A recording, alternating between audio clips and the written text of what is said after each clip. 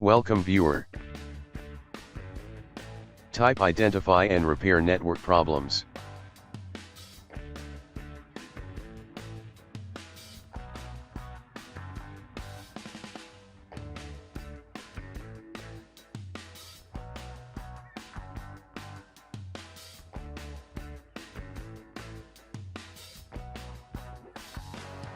Click next and it will detect problems.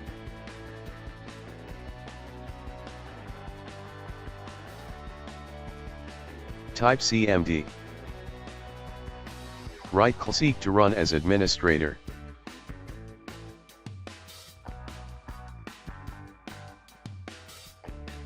Type ipconfig/flush DNS.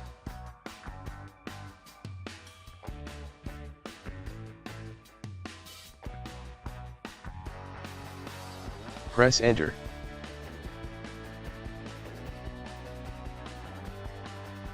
Click restart. Thank you viewer.